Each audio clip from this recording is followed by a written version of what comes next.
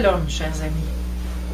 On poursuit aujourd'hui la série de nos capsules sur l'Aleph-Bet hébreu qui recèle tant de trésors. Et aujourd'hui, je vous présente la vedette qu'on examinera et qui s'appelle Tet. Tet est la 9e lettre de ce merveilleux Aleph-Bet. Et Tet, comme vous le voyez, est une lettre qui a une forme invertie.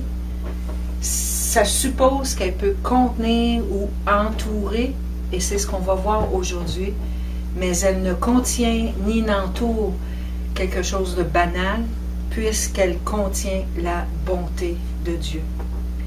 En effet, Tov est la première lettre, Tet, pardon, est la première lettre du mot Tov en hébreu, qui signifie bon. Elle cache aussi, on a vu qu'elle était invertie, elle cache une beauté, une bonté intérieure. Et comme on ne peut le voir en français, on remarque que le mot beauté est souvent utilisé en français pour traduire le mot bonté, justement, Tov en hébreu. Et on va le voir avec un extrait dans Exode 2 qui parle justement de Moshe. On va voir ça un petit peu plus loin. Moïse était appelé beau, alors qu'on aurait dû lire bon, mais bon dans le sens de humilité. C'est ce qu'on va voir au cours de cette capsule. La forme de la lettre, c'est intéressant, elle symbolise aussi, entre autres, l'union de l'époux et de l'épouse qui engendre la conception. Et engendrant la conception, justement, on peut imaginer le ventre de la mère qui, après 9 mois de grossesse, 9e lettre de l'Aleph-Bet, grossesse, contenu, beauté, on y voit justement la puissance de Dieu qui donne à la mère le pouvoir de porter la bonté intérieure, la beauté intérieure, c'est-à-dire le fœtus, sa création, pendant la période de grossesse. Et c'est intéressant parce qu'une grossesse, qui est représentée par la lettre Tet, a justement cette capacité d'amener un potentiel à une actualisation. C'est un peu comme une incubation de quelque chose, une incubation vers du bon. En tout cas, c'est ce qu'on souhaite. Incuber vers le bon plutôt que vers le mal. Et la révélation de la naissance nous sera donnée par la 10e lettre qui va suivre et qui est la lettre Yod qu'on n'a pas vue encore. Alors, je poursuis en disant que, donc, la première utilisation du Tet dans la Torah se trouve dans Bereshit, dans Genèse. Dans Genèse 1, au verset 4, il est dit « Dieu vit que la lumière était bonne ». Et c'est le mot « Tov » qui est là. Et Dieu sépara la lumière d'avec les ténèbres. On sait que toute vie vient des ténèbres, vient de la noirceur.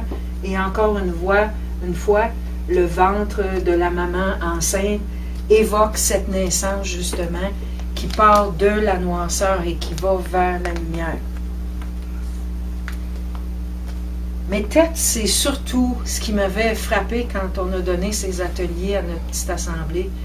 Ce qui m'avait le plus frappé, et j'étais littéralement tombée en amour avec la symbolique du mot Tet, c'est que l'Aleph-Bet qui nous a été donné en hébreu a une symbolique importante. Et les 7 premières lettres de l'Aleph-Bet évoquent le plan de rédemption. Et Tet, c'est un endroit critique par rapport à ce plan de rédemption et à la marche spirituelle qui est évoquée par toutes les autres lettres qui suivent la 7e lettre.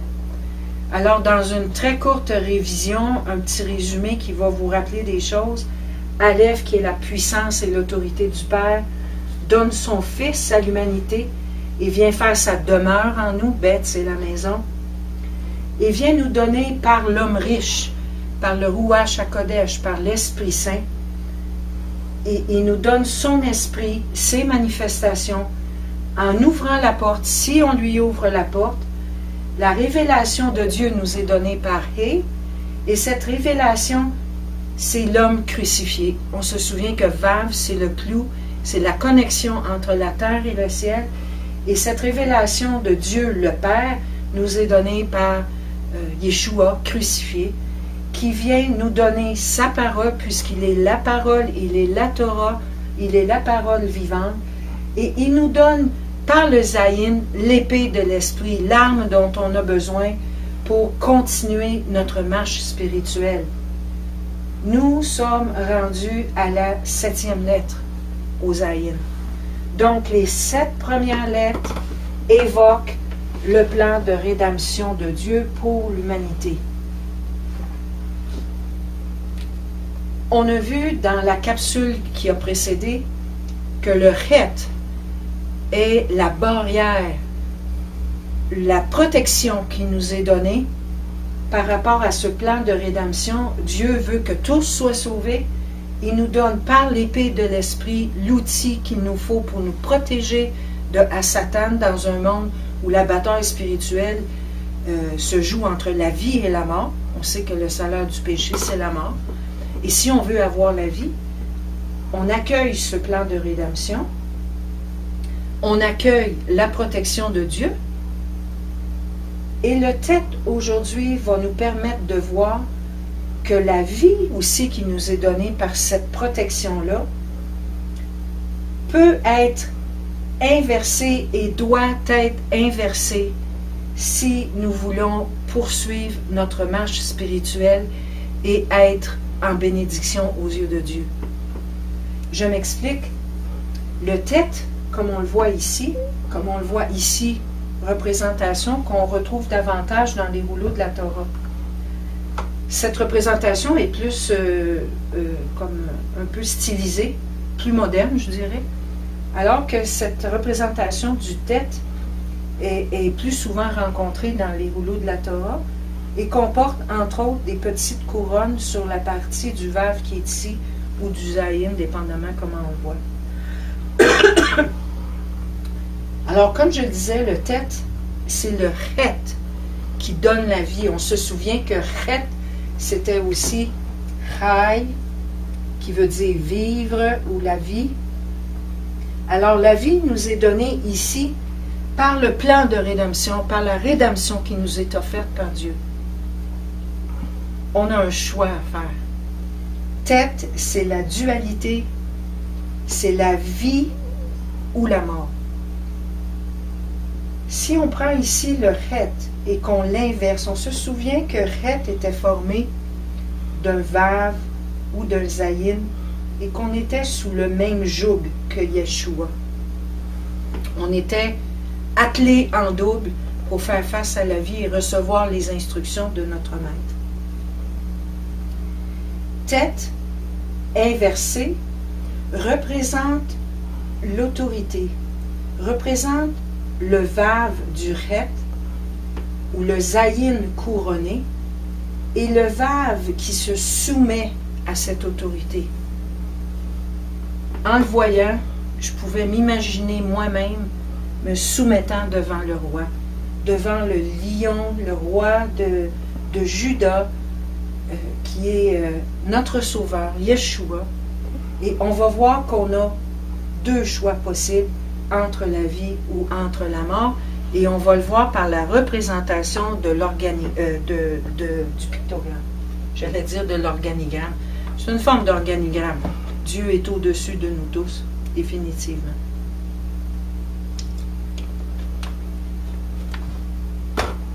Alors, je vais effacer ici, puis je vais vous montrer.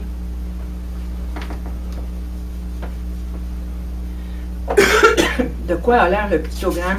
C'est assez particulier. Le pictogramme évoque un panier ou encore un cercle ou 2 où on est à la croisée des chemins. Donc, comme je le disais, la lettre tête, c'est une lettre de dualité où il y a une décision à prendre, il y a un choix à faire.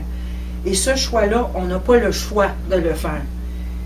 Soit on décide de prendre la décision à la croisée des chemins, où on reste coincé, entouré, encerclé dans un panier, étouffé, voire même dans un panier où le serpent sommeille. Donc, le serpent caché dans le panier, il contient, il cache, il entoure. C'est donc le symbole du choix et de la décision. C'est un endroit stratégique. Quelqu'un peut avoir cheminé dans le plan de rédemption, avoir vu Yeshua crucifié pour lui, mais ne pas avoir fait le choix, justement, ce choix-là ici, de continuer du côté de la vie ou de continuer du côté de la mort. C'est impérieux, nécessaire de prendre une décision. Et je vais justement évoquer un verset qui est fort important.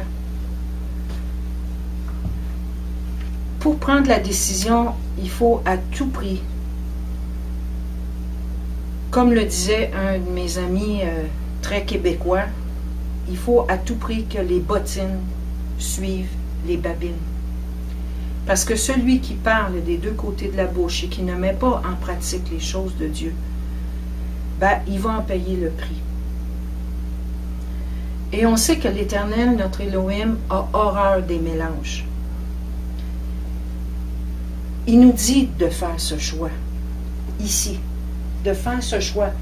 Je vous révèle des choses, je vous révèle mon Fils, je vous donne l'épée de l'Esprit, je vous donne ma parole, mettez-la en pratique pour avoir la vie. Et Paul nous dit dans 2 Corinthiens 6, au verset 14, « Ne formez pas avec les incroyants un attelage disparate, l'attelage du raid. Ne formez pas avec les incroyants cet attelage disparate qui va vous amener à en payer le prix. Car quelle association y a-t-il entre la justice et l'iniquité? Quelle communion y a-t-il entre la lumière et les ténèbres? Ou on est dans la lumière, ou on est dans les ténèbres. L'image ici du... Je vais effacer ça ici.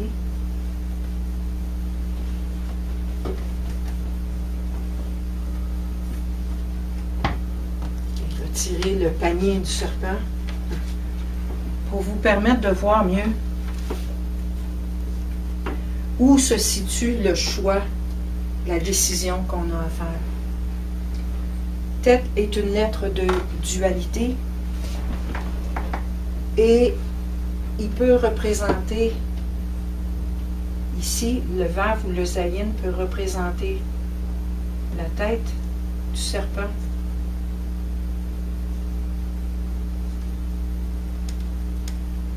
Et ici, la queue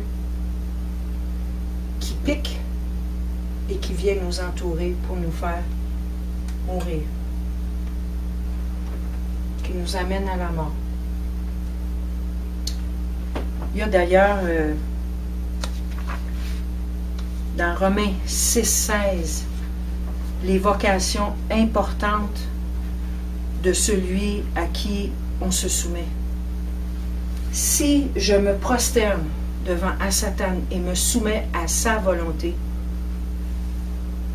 Paul nous dit, ne savez-vous pas que si vous vous livrez à quelqu'un comme esclave pour lui obéir, vous êtes esclave de celui à qui vous obéissez, soit du péché qui conduit à la mort, ou soit de l'obéissance qui conduit à la justice. Dieu nous dit aussi dans Deutéronome 30, au verset 14 et 15, « Cette parole que je te donne, on se souvient du zayin ici qui représentait l'épée de l'esprit, cette parole au contraire est tout près de toi, dans ta bouche et dans ton cœur, afin que tu la mettes en pratique. Voici, je mets aujourd'hui devant toi la vie et le bien, Tov, la mort et le mal. En Deutéronome 30. Voici le mal, la mort et le mal. On peut faire un choix différent. Il y a des moments dans notre vie où on a tellement souffert, on s'est tellement rendu compte que l'expérience des choses du monde, parce qu'on croyait qu'elle nous apporterait le bonheur, on a expérimenté toutes sortes de choses. Mais tôt ou tard, on se rend compte que tous les plaisirs éphémères, tous les mensonges, toutes les certitudes, les convictions qu'on avait que le bonheur était dans le fait d'être marié, ou d'avoir des enfants, ou d'avoir un bon emploi, ou d'avoir un gros salaire, ou d'avoir la gloire ou la notoriété, nous rendrait heureux. Un jour ou l'autre, on se rend compte que tout ça, c'est fumé. Vanité des vanités, dit Ecclésiaste. Et on est face à ce choix, justement, à cet endroit critique où on doit prendre une décision. Soit on reste dans la mort parce qu'on fait les volontés de Satan depuis notre tout jeune âge, à cause de la faute d'Adam Arishon. On est né avec cette propension à faire le mal, cette rébellion presque innée envers Dieu.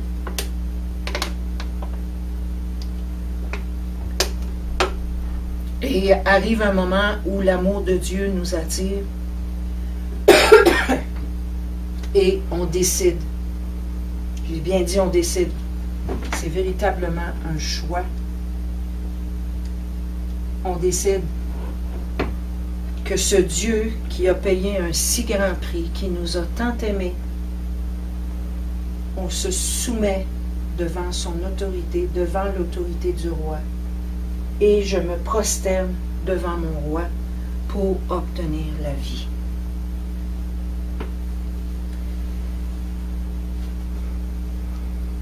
De plus, cette bonté de Dieu contenue dans le texte mène à la repentance, parce qu'il nous aime tellement. Dans Romains 2,4, il est dit: ou méprises-tu les richesses de sa bonté, de son support et de sa patience, sans reconnaître que la bonté de Dieu te pousse à la repentance?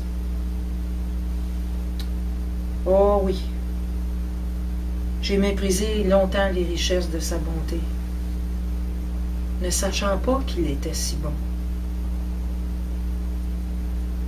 Merci Seigneur d'être venu me toucher et toucher des personnes qui étaient perdues, misérables, nues, aveugles devant toi. Et à cause de ton amour, parce que moi et vous, on ne méritait rien, il est venu nous sauver et nous offrir cette bonté qui donne la vie. Chai.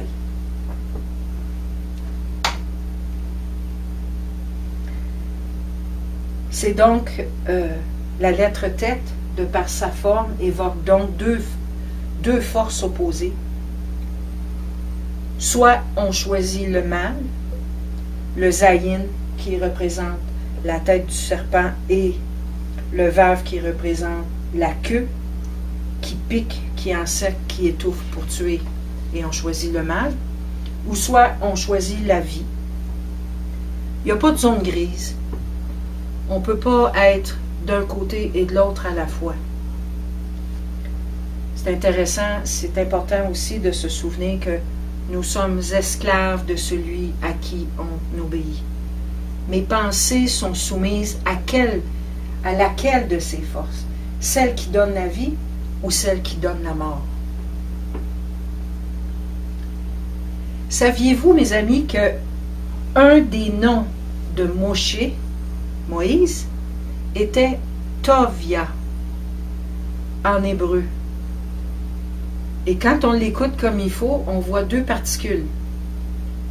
Ce nom s'écrit Tov, Ya. Ya étant le nom de Dieu. Yod, He. Son nom signifie beaucoup. Tous les noms dans la parole signifient beaucoup. Et Tovia, c'était le plus grand niveau de bonté possible. C'était la bonté de Yah lui-même, c'est-à-dire la bonté de Yahweh. En Exode 2, je le citais au tout début, il y dit « Cette femme devint enceinte et enfanta un fils.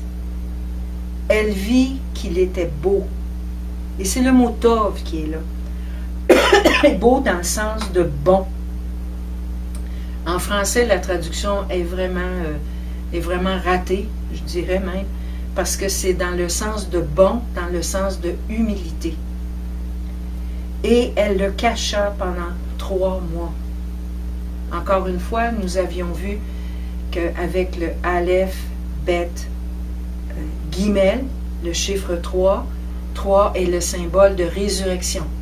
Elle cache Moshe pendant 3 mois pour que Moshe ait la vie au bout de ces 3 mois où il est caché et là il va être mis en pleine lumière. Alors surveillons les chiffres 3 et 7 et 9 et 12. Tous les chiffres ont une symbolique importante dans la parole de Dieu. Cette beauté, bonté qui est signifiée dans Exode 2.2, on la retrouve aussi dans Nombre 12, au verset 3, où il est dit « Or, Moïse était un homme très humble, plus qu'aucun être humain sur la face de la terre. » Encore une fois, c'est le mot Tov qu'on rencontre là. Cette beauté, bonté, ce qui est beau aux yeux de Dieu, ce qui est bon aux yeux de Dieu, intègre donc cette humilité nécessaire.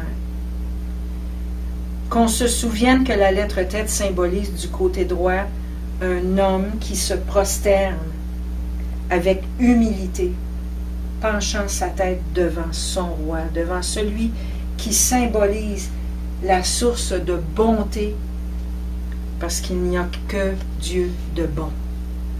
Dieu est Tov et il n'y a que lui de bon.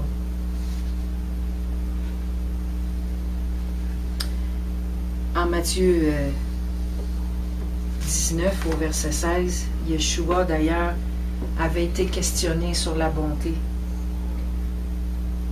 Matthieu 19 verset 16, alors un homme s'approcha et dit à Yeshua, Maître, que dois-je faire de bon pour avoir la vie éternelle? Il lui répondit, pourquoi m'interroges-tu sur ce qui est bon, sur ce qui est Tov? Un seul est bon. Un seul est Tov, c'est Yah. Si tu veux entrer dans la vie, observe les commandements. Si tu veux entrer dans la vie, observe les commandements. Les commandements de la Torah ont été donnés au début de la parole et sont encore en force, tous. Aucun n'a été enlevé. Dieu nous demande d'observer les commandements. Il dit, celui qui m'aime observe mes commandements. Qu'on observe les commandements, qu'on obéisse, parce que l'être humain a une propension à désobéir et à vouloir expérimenter par lui-même. Or, le salaire de ça, c'est la mort. Alors que le salaire de l'obéissance, par la soumission et l'humilité, c'est la vie. Et la vie en surabondance, raille.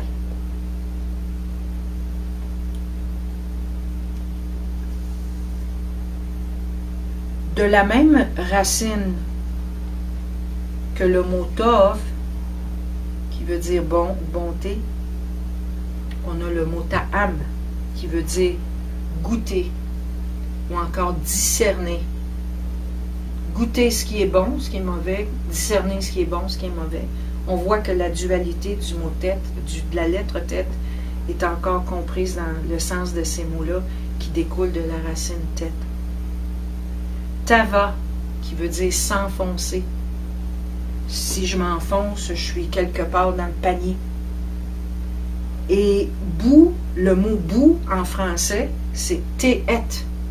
Je m'enfonce dans la boue quand je ne fais pas le choix de la vie avec toi, mon Seigneur et mon Maître.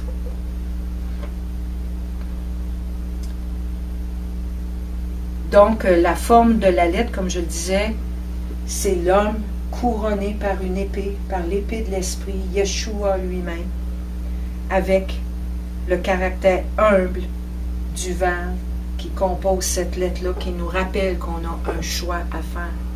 Dans la marche spirituelle, il y a un enseignant américain qui disait, partout à travers l'alphabet hébreu, on peut s'arrêter dans notre vie et se demander, Seigneur, où suis-je dans la marche spirituelle?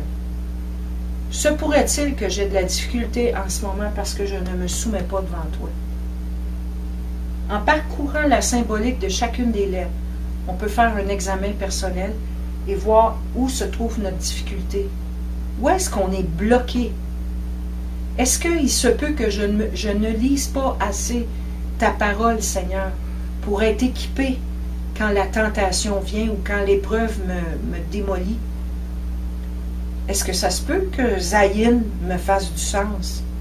Est-ce que ça se peut que je ne sois pas au pied de la croix, mais que je sois moi-même, mon propre Dieu, manquant au premier commandement que tu m'as donné, d'aimer Dieu de toutes mes forces, de tout mon pouvoir, de tout mon cœur? Où suis-je, Seigneur? Montre-moi à l'intérieur de l'alphabet que tu nous as généreusement donné et que tu nous révèles presque miraculeusement après avoir été si longtemps dans les ténèbres évangéliques, je dirais. Seigneur, montre-nous où nous sommes dans cette marche spirituelle-là.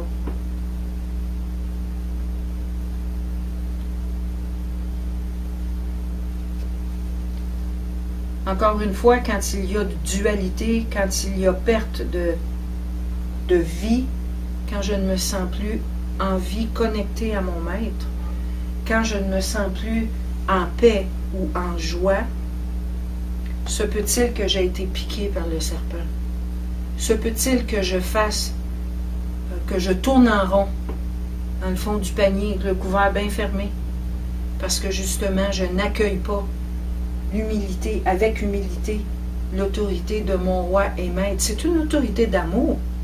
C'est pas une autorité dominatrice qui est méchante. Dieu est amour. Il ne veut que notre bien. C'est important de s'arrêter de temps à autre pour se demander, oups, j'ai perdu ma paix, ma joie. Se peut-il que les manifestations, qui d'ailleurs sont au nombre de 9, les manifestations du Ruach HaKodesh, les manifestations de l'Esprit qui forment le fruit de l'Esprit. 9 manifestations, la joie, la paix, la bienveillance, la patience.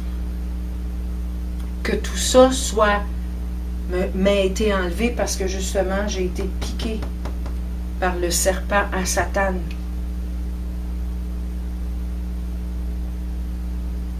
Le nombre 9 dans la Gematria, c'est celui du jugement ou de la finalité des choses. J'oserais dire, vaut mieux mourir en vie que de mourir mort. Ça, c'est sûr et certain. Le bébé aussi est caché pendant les 9 mois dans l'utérus de sa mère. Le nombre 9 annonce aussi la fin et le commencement. C'est assurément un deuil dans le présent. Ma vie est cachée en Christ. Ma vie est cachée dans le Messie. Mais j'aurai un bonheur dans le futur et ce bonheur sera éternel. Et ça me procure un bonheur actuel, dans le présent. C'est pas un deuil qui rend triste, au contraire, c'est un deuil qui donne la joie. Autant par sa forme aussi que par sa valeur numérique, Tête représente le repli sur soi-même. Et ce repli sur soi-même qui puisse mener à la richesse justement, qui est compris dans le tête. Et si j'écris le mot tête au complet,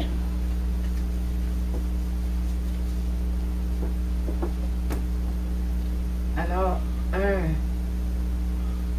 tête comme ça, avec le yod et le tav, j'ai une valeur numérique. Ici, on a vu que c'était 9. Yod, on va voir que c'est 10. Et tav, la dernière lettre de l'alphabet, a une valeur de 400. Et ce mot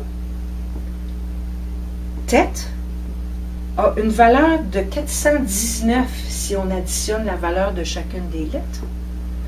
Et 419, c'est aussi la gematria ou la valeur du mot Aedut, qui signifie union. Union en tant qu'aboutissement et promesse de devenir. Hasard, je ne le crois pas. Je crois sincèrement, après avoir étudié davantage en profondeur toutes les richesses du tête et jusqu'à maintenant l'alphabet, c'est plus important de former un attelage avec notre maître si on a choisi Yeshua comme notre sauveur, si on a accueilli son amour pour être sauvé, que de former un attelage avec les choses de ce monde. Parce que l'attelage que je formerai avec les choses de ce monde m'amèneront et m'amènent déjà à la mort. Qu'on choisisse Yeshua comme maître, c'est un maître d'amour et c'est un maître qui donne la paix et la joie. Et c'est cette paix, ce shalom de Yahweh que je vous souhaite en fin de capsule. À la prochaine.